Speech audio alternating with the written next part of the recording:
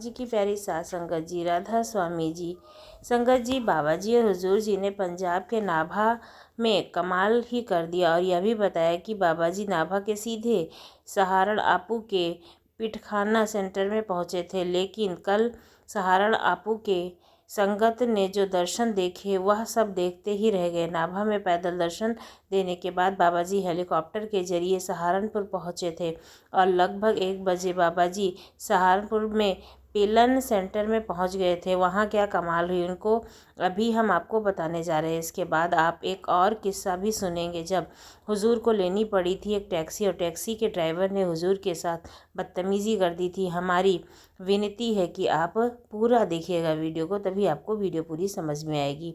कल 26 जनवरी के सहारनपुर दर्शन की जिसने संगत के अनुभव को पूरी तरह से बदल दिया। आमतौर पर बाबा जी इलेक्ट्रॉनिक कार में संगत को दर्शन देते हैं।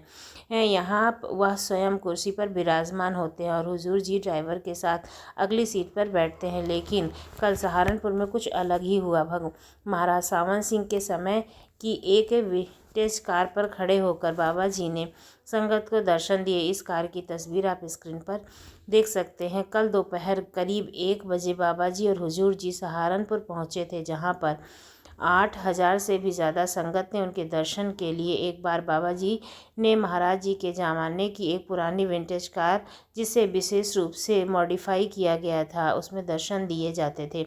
बाबा जी ने कल पहली बार महाराज जी की विंटेज कार में खड़े होकर संगत को दर्शन दिए। उस समय ऐसा लग रहा था जैसे खुद मालिक आसमान के नीचे उतर कर आया हो। सच में यह दृश्य बहुत ही मनमोहक था और ऐसे भी सुनने में आ रहा है कि आने वाले समय में इसी तरह की कारों का इस्तेमाल दर्शन के लिए बाबा जी और हुजूर जी करेंगे। इसलिए शुरुआत में हमने बाबा जी से कहा कि आप अपना दर्शन करने का अनुभव बदल सकते हैं। 1:30 बजे के आसपास बाबा जी सहारनपुर से अपने हेलीकॉप्टर में बैठे नैनीताल चले गए, क्योंकि अब आगे शनिवार और रविवार को बाबा जी का रुद्रपुर में संगत कार्यक्रम होने जा रहा है और रुद्रपुर में हुजूर जी नामदान भी देने जा रहे हैं। इसके बाद बाबा जी का मुंबई और फिर दिल्ली में भंडारा होने जा रहा है। इच्छुक संगत वहां जाकर बाबा जी के दर्शन कर सकती है। आइए अब देर ना करते हुए सुनते हैं कि हुजूर जी को एक टैक्सी किराए पर लेकर कहीं जाना पड़ा था। उस टैक्सी चालक यानी कि टैक्सी के ड्राइवर ने हुजूर और हुजूर के सेवादारों के साथ बहुत ही बुरा बर्ताव किया। संगत जी यह घटना 1958 के आसपास की है, जब हुजूर जी महाराज जी सरकार थी। ये वह दौर ऐसा था जब देश के चुनिंदा लोगों के पास ही कार हुआ करती थी और टैक्सी तो ना के बराबर चला करती थी। अब दिनों में एक दिन हुजूर महाराज को संगत फरमाने के लिए डेरे से अम्बाला जाना था। हुजूर अपने 4 सेवादारों के साथ डेरे से अपनी कार में रवाना हुए, लेकिन जलंधर के आसपास कार अचानक से ख़राब हो गई। सेवादारों ने बहुत कोशिश की लेकिन कार स्टार्ट नहीं हुई। जब बहुत कोशिश करने के बाद भी काम ना बना तो महाराज जी ने सेवादारों से कहा कि वे कोई टैक्सी किराए पर ले आएँ। सेवादार टैक्सी की तलाश में निकले और कुछ देर बाद उन्हें उस टैक्सी चालक दिखाई दिया जो अपनी टैक्सी को साफ़ कर रहा था। सेवादारों ने उसे आग्रह किया कि भाई, हमारे सदगुरु को जाना है, आप उन्होंने अम्बाला में सत्संग फरमाया है, कृपया अपनी टैक्सी ले चलो। चालक ने पहले तो टालने की कोशिश की और कहा कि उसके पास समय नहीं है, लेकिन जब सेवादारों ने 2-3 बार अनुरोध किया तो वह बेमन से बोला कि ठीक है, मैं चलूँगा, मगर किराया ज़्यादा लूँगा। यह सुनकर सेवादार ने उसे समझाया, आपको तो किराया कम लेना चाहिए। हमने बताया कि हमारे सदगुरु जी सत्संग के लिए जाना चाहते हैं और एक परामर्श का काम करना चाहते हैं, फिर भी आप हमसे ज़्यादा पैसे मांग रहे हो। लेकिन टैक्सी चालक ने रूखे अंदाज में जवाब दिया, मुझे इससे कोई फ़र्क नहीं पड़ता है कि आपके सदगुरु कौन है, मैं उन्हें जानना चाहता भी नहीं हूँ और ना मुझे उन्हें जानने की कोई शौक़ है। अगर ज़्यादा पैसा दोगे तो चलूँगा और टैक्सी देख लो, नहीं तो। उस समय कारें इतनी आम नहीं हुआ करती थी, इसलिए दूसरी टैक्सी इतनी जल्दी मिलना मुश्किल था। मजबूरी में सेवादारों ने ज़्यादा किराया देने की बात मान ली और टैक्सी चालक को लेकर हुजूर जी महाराज के पास लौट आए। हुजूर जी खुद आगे ही सीट पर टैक्सी चालक के बगल बैठ गए, जबकि चारों सेवादार पीछे की सीट पर बैठ गए। यह देखकर टैक्सी चालक नाराज़ हो गया और बदतमीज़ी से बोला, आपने तो कहा था कि आपके सदगुरु को जाना है, लेकिन यह नहीं बताया कि इतने सारे लोग भी साथ जाएंगे। टैक्सी वाले ने गुस्से को देखकर हुजूर मुस्कुराते हुए बोले, भाई तू चिंता मत कर, अगर तुझे दिक्कत हो रही है तो मुझसे और पैसे ले लेना, बस हमें हमारी मंजिल तक पहुंचा दो। संगत वहाँ हमारी राह देख रही है। जब ज़्यादा पैसे की बात सुनी तो लालच में आकर टैक्सी चालक ने उस समय कुछ ना बोला और गाड़ी आगे बढ़ा ली। थोड़ी देर ही दूर जाने के बाद गलती से हुजूर की बाजू टैक्सी चालक से छू गई, जिससे वह गुस्से में भड़क हुआ। उसने बीच रास्ते में ही गाड़ी रोक दी और चिल्लाकर बोला, अगर मेरी गाड़ी में बैठना है तो ढंग से बैठो वरना उतर जाओ। हुजूर ने मुस्कुराते हुए उसके कंधे से हाथ रखा और प्यार भरे शब्दों से कहा, भाई तू क्यों नाराज़ होता है? अच्छा मैं ध्यान से बैठूंगा, तू गुस्सा मत कर, तू बस कार को आगे बढ़ा। टैक्सी वाला पूरा रास्ता गुस्से भरे मन से बोलता ही गया, लेकिन हुजूर और सेवादारों ने बड़ी ही विनम्रता से उसके साथ कुछ घंटों के बाद ही टैक्सी उस जगह पर पहुंच गई जहां सत्संग होना था। सेवादारों ने टैक्सी चालक से कहा, भाई आप हमारा यही इंतज़ार करना, हुजूर सत्संग के बाद तुम्हारी कार में ही लौटेंगे और दोनों तरफ का किराया तुम्हें मिल जाएगा। इतना कहकर हुजूर और सेवादार टैक्सी से उतर गए। जैसे ही संगत ने हुजूर को टैक्सी के बाहर आते देखा, अम्बाला के सेवादार भागते हुए हुजूर के पास आए और हाथ जोड़ने लगे। इतने में हुजूर जैसे ही आगे बढ़े तो संगत हुजूर के सामने माथा टेकने लगी, हुजूर के दर्शन करने लगी। यह पूरा दृश्य टैक्सी चालक भी अपनी गाड़ी में बैठे बैठे देखने लगा था। लाखों की भीड़ हुजूर के दर्शन करने के खुश हो रही थी, जिसमें से कुछ लोग रो भी रहे थे। टैक्सी वाला यह सब देख रहा था। जब टैक्सी चालक ने यह सब देखा तो उसे गहरा पछतावा होने लगा। उसके मन में ख्याल आया कि मैंने कितनी बड़ी गलती कर दी है, इतने महान संत के साथ मैंने कितना बुरा बर्ताव किया। उसकी आंखों नम हो गई थी, लेकिन अब वह कुछ भी नहीं कर सकता था। हुजूर स्टेज पर गए और वहाँ लगभग 1.5 घंटे का सत्संग फरमाने के बाद संगत को दर्शन दिए और पंडाल से बाहर की तरफ चल पड़े। अब संगत ने देखा कि हुजूर टैक्सी में से आए हैं। कुछ लोग अपनी कारें लेकर हुजूर के पास गए और विनम्रता से बोले, हुजूर जी आप टैक्सी में नहीं जाएंगे, हम आपको अपनी कार में छोड़ेंगे। टैक्सी चालक यह सब देखता रहा और भीतर ही भीतर टूट गया। वह सोचने लगा, अब तो मैं माफ़ी भी नहीं मांग सकता, क्योंकि यह मेरी टैक्सी में लौटने वाले नहीं हैं। इनके लिए तो पहले ही करोड़ों की कारें खड़ी हुई हैं। लेकिन हुजूर ने संगत को कहा, मैं जिस टैक्सी से आया हूँ उसी टैक्सी में वापस जाऊँगे, इसलिए आप कष्ट ना करें। इतना कहकर हुजूर टैक्सी की तरफ आगे बढ़ने लगे। पहले ही पल टैक्सी चालक ने देखा हुजूर अपने सेवादारों के साथ उसकी टैक्सी की ओर बढ़ रहे हैं। टैक्सी वाले ने उसी समय हुजूर के लिए कार का दरवाज़ा खोला। हुजूर ने टैक्सी वाले की तरफ देखा और थोड़ा मुस्कुराए, फिर बिना कुछ कहे टैक्सी में बैठ गए। यह देखकर टैक्सी चालक हैरान रह गया। उसने सोचा कि मैंने इसके साथ इतना बुरा व्यवहार किया, फिर भी इन्होंने मेरी टैक्सी में जाने का फ़ैसला किया और अभी भी यह देखकर मुझे ये मुस्कुरा रहे हैं। वह चुपचाप टैक्सी को चलाने लगा। पूरे रास्ते उसने एक भी शब्द नहीं बोला। मन ही मन वह पछता रहा था, लेकिन कुछ कहने की हिम्मत नहीं जुटा पा रहा था। जब टैक्सी डेरे पर पहुंची तो चालक जल्दी से बाहर निकला और आदरपूर्वक हुजूर के लिए दरवाज़ा खोल दिया। हुजूर बिना कहे भीतर चले गए। सेवादारों ने टैक्सी चालक के हाथ में किराए के पैसे दे दिए। वह भी डेरे के अंदर चले गए, लेकिन टैक्सी चालक चुपचाप हुजूर के पीछे पीछे डेरे के अंदर गया और उसने कमरे में पहुंच गया।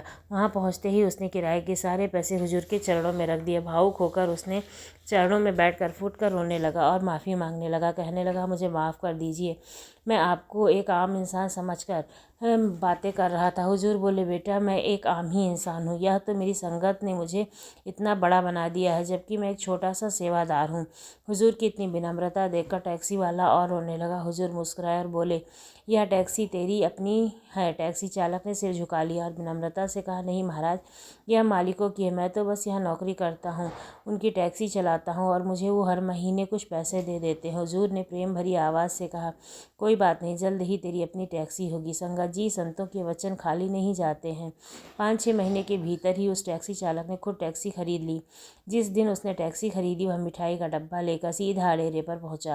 हुजूर के सामने मिठाई रखते हुए भावुक होकर बोला, हुजूर जी आपकी दया से आज मेरे पास खुद की टैक्सी हो गई है। हुजूर मुस्कुराए और बोले, गाड़ी तो ले ली, लेकिन इसे रखने के लिए कोठी भी तो चाहिए ना? नहीं है ना? टैक्सी चालक बोला, नहीं हुजूर, मेरे पास कोठी कहाँ से आनी है, मैं तो किराए के घर में रहता हूँ। हुजूर ने एक बार फिर वचन भरे, कोई बात नहीं, जल्दी ही तेरी कोठी भी हो जाएगी।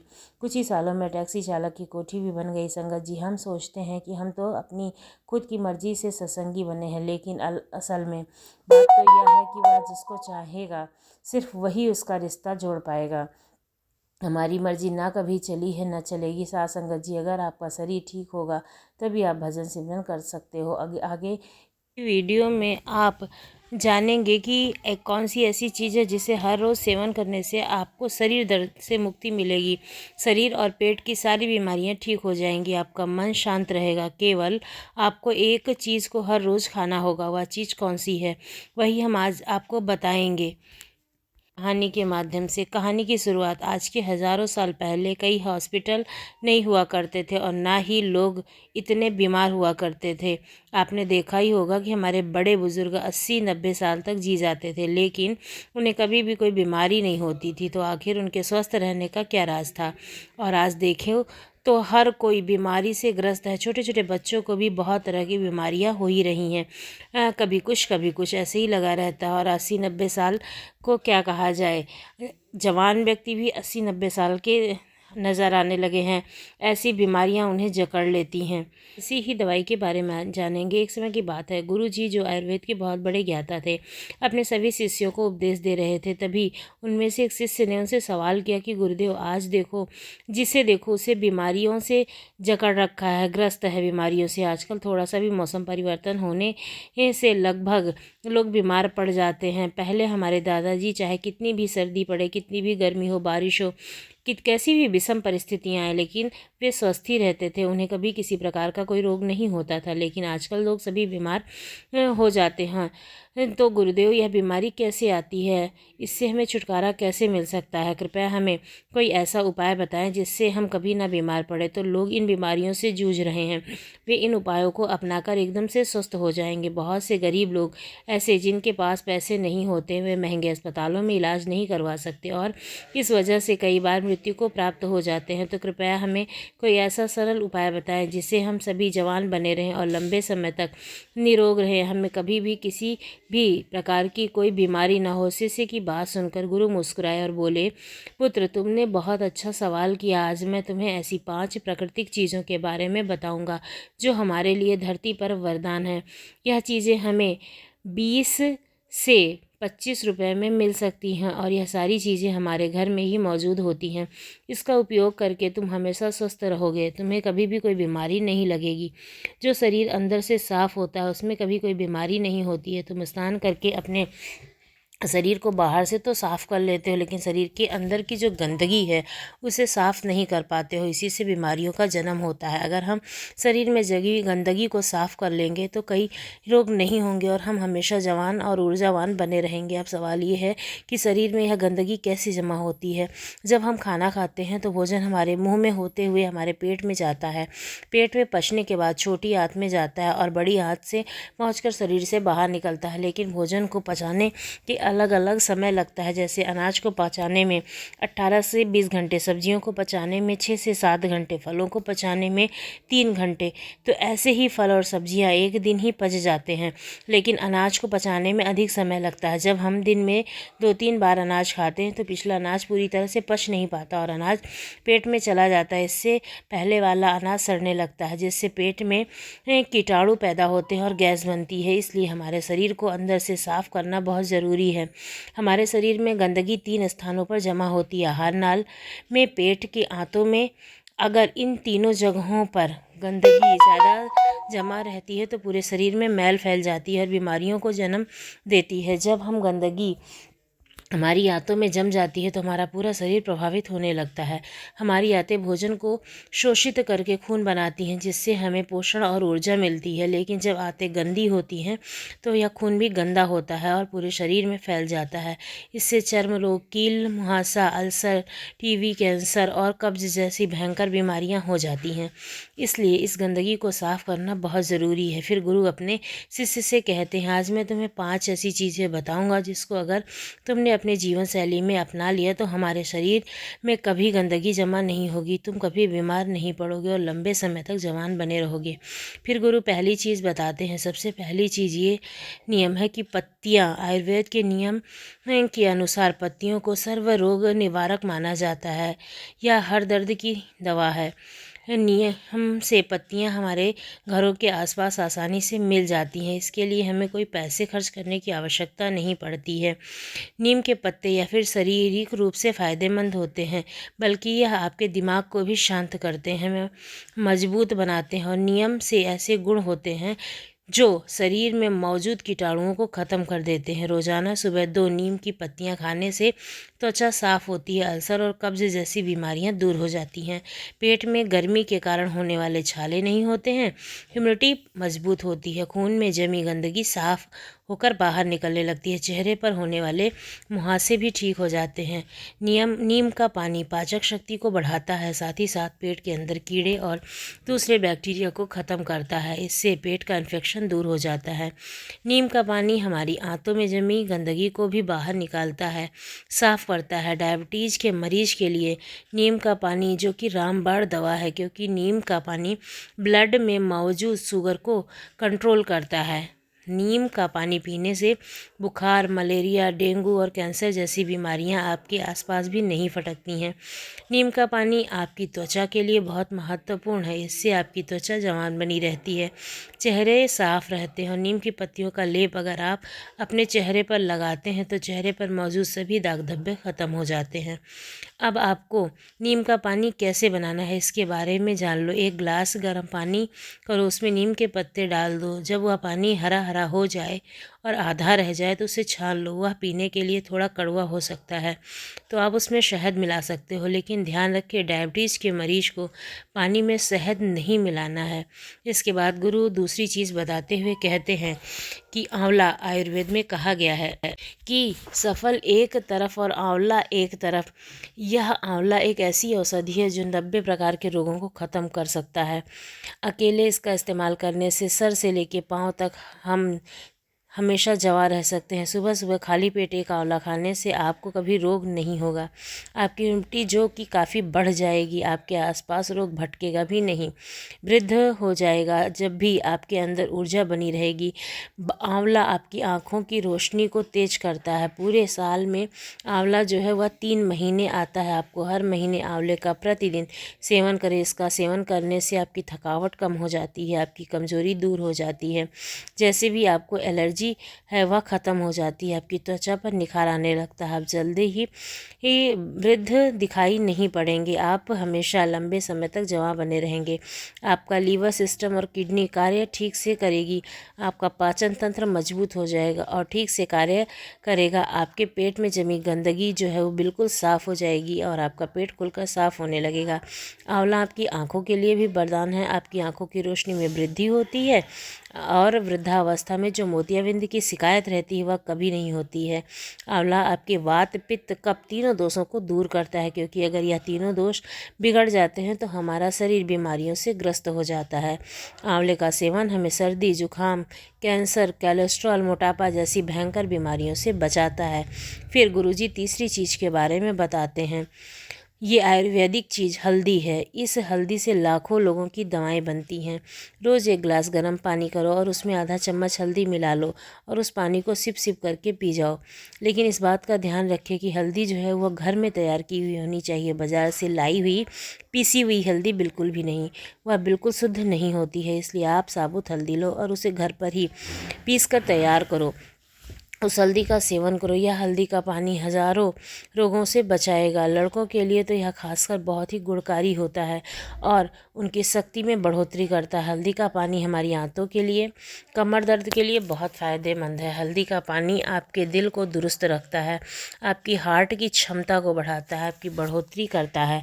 आपका हार्ट जो सही से काम नहीं करता है क्योंकि खून उसमें जमने लगता है, रक्त की धमनियों में जो खून गाढ़ा होने लगता है, जिसके लिए डॉक्टर दवाइयाँ देते हैं। खून को पतला करने के लिए, खून को शुद्ध करने के लिए हल्दी का पानी पीना चाहिए। और जो आपके खून को काफ़ी साफ़ करेगा। रोज़ सुबह हल्दी का पानी पीने से आपके चेहरे पर चमक आएगी, आपके चेहरे की झुर्रियाँ, कील मुहासे सब गायब हो जाएंगे। इसके साथ ही हल्दी का पानी आपको, आपके गुर्दे को और आपके लीवर को मजबूत करता है, लीवर की कार्य क्षमता बढ़ाता है, जिससे लीवर भोजन को अच्छे से पचाने का कार्य करता है और भोजन ठीक से पच जाता है। तो पेट से संबंधित सभी रोग खत्म हो जाते हैं और कब्ज, आफरा, सिर दर्द, माइग्रेन, सुस्ती जैसी समस्याएं आपके आसपास नहीं भटकती हैं। इसलिए आज से हजारों साल पहले ऋषि मुनि ने हमारी रसोई में, सब्जियों में, हमारे खाने में हल्दी का इस्तेमाल करवाया था और हमें हल्दी के बारे में ज्ञान दिया था। तो उन्होंने ऐसा ही किया। आज हल्दी के बिना हम कोई भी सब्जी नहीं बना सकते हैं। हमें हल्दी कैंसर जैसी बीमारियों से बचाती है। यह हमारे शरीर की गठिया को भी ठीक करती है, जोड़ों के दर्द को भी ठीक करती है, थकावट को दूर करती है, मोटापा घटता है, टेंशन, तनाव और थकान भी इससे दूर रहती है। फिर चौथी चीज़ बताते हुए कहते हैं कि एलोवेरा, जो आसानी से उपलब्ध हो जाता है, डायबिटीज़ वाले मरीज के लिए सबसे ज़्यादा लाभदायक है। सुबह खाली पेट 2 चम्मच एलोवेरा का जूस लेने से डायबिटीज़ ठीक होता है। हमारे शरीर के अंदर कोई अंग सड़ जाता है या ख़राब हो जाता है तो डॉक्टर उसे काटने की सलाह देते हैं, लेकिन उसे भी ठीक करने की शक्ति है एलोवेरा के जूस में। अगर आप उस अंग पर एलोवेरा के पत्ते को लगाते हैं या फिर मालिश करते हैं या फिर इसका जूस पीते हैं तो आपका वह अंग ठीक हो जाएगा और आपके अंदर जो घाव है वो भी ठीक हो जाएगा। एलोवेरा आराम से इसे ठीक करने की क्षमता रखता है। आपके कान में यदि दर्द है तो एलोवेरा के रस की 1 बूंद आपके कान में डाल लो, आपके कान का दर्द भी ठीक हो जाएगा। एलोवेरा का जूस पीने से चेहरे पर चमक आती है। जिसको खून नहीं बनता है, भूख नहीं लगती है, कब्ज़ और पेट से संबंधित सारे रोग दूर हो जाते हैं, खून की कमी पूरी होती है। इससे मोटापा भी घटता है, जोड़ों का दर्द, कमर का दर्द भी ठीक होता है। लेकिन इस बात का ध्यान रखें कि आपको एलोवेरा का जो जूस है उसको 3 से 4 चम्मच ही लेना है। हाँ, एक बात और ध्यान में रखना है कि गर्भवती महिलाएं या बच्चों को जो दूध पिलाती हैं ऐसी महिलाओं को इसका सेवन नहीं करना चाहिए। फिर 5वीं चीज़ बताते हुए गुरुजी कहते हैं कि फिटकरी, आयुर्वेद में फिटकरी की तुलना पारस पत्थर से की गई है। पारस पत्थर जो कि किसी चीज़ को छूते ही सोना बना देता है। अब आप सोच लीजिए कि वह कितनी मूल्यवान है। आयुर्वेद में फिटकरी का प्रयोग बहुत समय से किया जाता है। तरंगिणी से इसे पित्त कफ का विनाश कहा जाता है। फिटकरी के इतने फ़ायदे हैं कि हमारे शरीर के लिए आप इसके फ़ायदे सुनकर ही चौंक जाएंगे। यह सफ़ेद कलर के पत्थर होता है। इसको पीसकर बिल्कुल बारीक कर लेना चाहिए। रात्रि में भोजन के बाद 1 गिलास पानी में चुटकी भर या फिटकरी मिलाना चाहिए और फिर इसे पी लेना चाहिए। इस बात का ध्यान रखें कि इसे लंबे समय तक नहीं पीना चाहिए, इसे कभी कभी लेना चाहिए। फिटकरी लेने से हमारे खून में जमी गंदगी साफ़ होती है। यह हमारे खून को साफ़ करती है। हमारा जो खून है वह हमारे शरीर में बहता है बिना किसी विश्राम किए हुए, इसलिए जहाँ वह घूमता है वहाँ का टॉक्सिन बाहर निकालता है। इसलिए फिटकरी को रक्त निवारण और क्षति भी कहा जाता है। यह हमारे चोट लग जाती है तो हमारा खून निकलने लगता है और आप किसी भी दवाई के वहाँ डाल देना या फिर किसी महंगी चीज़ को वहाँ पर लगा लेना, आपका खून नहीं रोकता, जबकि फिटकरी खून तुरंत रोक देती है, जिससे हमारे शरीर के अंदर की खून की कमी नहीं होती है। आँखों की परेशानी हो, लीवर की परेशानी हो, इसके लिए भी यह रामबाण औषधि है। जो लोग नशा करते हैं, दारू पीते हैं, सिगरेट पीते हैं, जिसकी वजह से उनके मुंह में, लंग्स में, टॉक्सिन्स में टांसिल पैदा हो जाती है, तो इसके लिए टांसिल ख़त्म हो जाता है। होठ पर कोई घाव हो, आँख में कोई घाव हो, पायल की प्रॉब्लम हो, तो शरीर के अंदर किसी भी प्रकार की कोई भी प्रॉब्लम हो, फिटकरी उसके लिए रामबाण होती है। मुंह के छाले हुए तो मसूड़े फूल जाते हैं। दांतों में किसी भी प्रकार का दर्द हो, पानी में चुटकी भर फिटकरी मिला लो, फिर दर्द ख़त्म हो जाता है। अगर उसका प्रयोग करते हो तो खांसी, जुकाम या कफ अगर आपका बढ़ा हुआ तो भी चुटकी भर फिटकरी आपके लिए बहुत ज़्यादा फ़ायदेमंद है। एक बात का हमेशा ध्यान रखें कि बच्चों को दूध पिलाने वाली माएँ और गर्भवती माएँ इसका सेवन ना करें। इसके बाद गुरु सभी शिष्यों से कहते हैं कि बच्चों, यह 5 ऐसे पदार्थ हैं, 5 ऐसी चीज़ है जो हमारी माँ प्रकृति ने हमें अपने आप से दी है। इसमें से कुछ चीज़ें तो हमारे घर में पहले से ही मौजूद हैं और कुछ जो है वो 20-25 रुपए की मिलती हैं, सस्ती सी चीज़ें हैं। लाखों की दवाइयों से अच्छा है कि आप इन चीज़ों का सेवन करो और अपने शरीर को लंबे समय तक जवान, निरोगी और हष्ट पुष्ट बनाए रखो। तो आपको ये जानकारी कैसी लगी ज़रूर बताइएगा। अगर आपको अच्छी लगी है तो हमारे चैनल को सब्सक्राइब करना ना भूलिएगा।